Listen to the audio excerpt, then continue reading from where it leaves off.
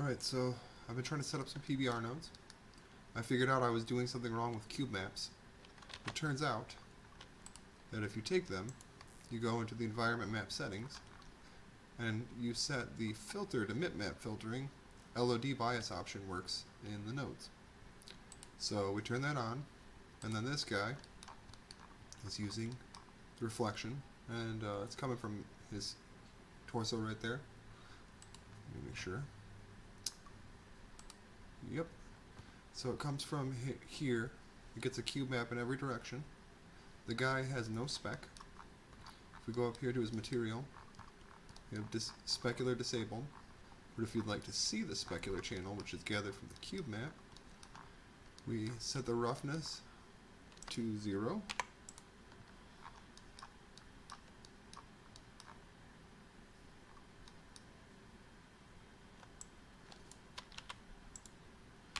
And then turn off the input from the texture. And then 0 frontal, that should be 100% reflection. So there you see just a bunch of pinpoints of light moving. And then we could turn up the roughness. It's the same way in Eevee, by the way. If we turn the roughness all the way down, just get a bunch of pinpoints of light, which is the specular, which is gathered from a probe. So same thing going on here. We turn roughness all the way to 0. We get the specular lighting. We'll add to it. And this is a rough version of it, so it spreads it out quite a bit. So there's roughness.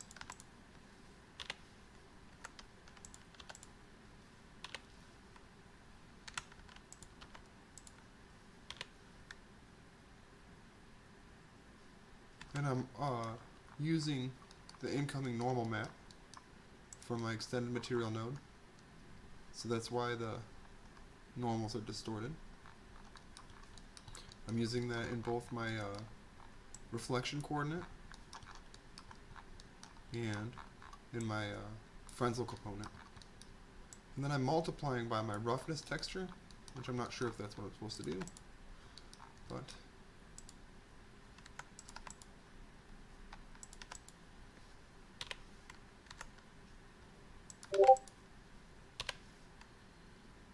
that's what we get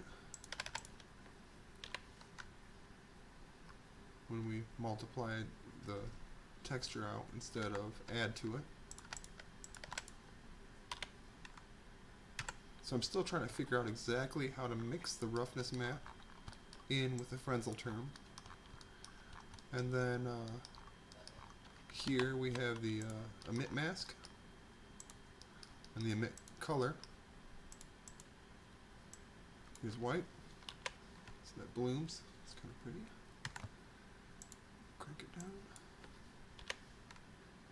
So what I'm trying to do is 1-for-1 match the PBR shader in Eevee, and it's a little tricky because I kind of don't know what I'm doing. I know what I'm doing a little bit, but for the most part it's working. And we can go ahead and mask out other parts of the material and have them behave differently. Like I can do this. Input texture joint. And then I need the UV. It's way over here. This one gets a little closer here. Ah, yeah. So just grab this UV, throw it over there. Add another mix node. It's up here. Now we cut out all his joints. And then add a multiplier.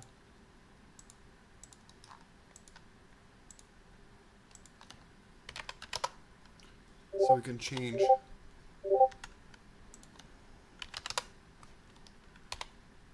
how the material looks. So we can also do an input that's an object data and then pop that to emit. Now he's got an animated blinking thing there. So we're getting pretty close to my Eevee result, actually. Got the nice glowing bloom, got the nice specular reflection. These textures are kind of low res, so you can see some pixels in there. One thing we can also do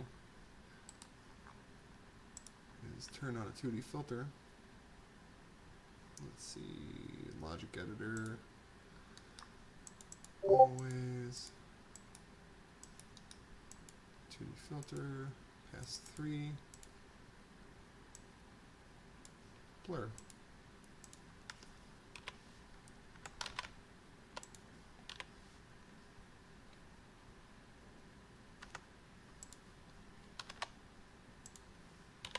And that gets rid of some of the pixelation, makes it look a little smoother.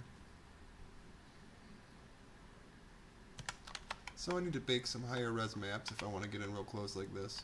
Also, I could have the maps affect the normal a little bit as we watch.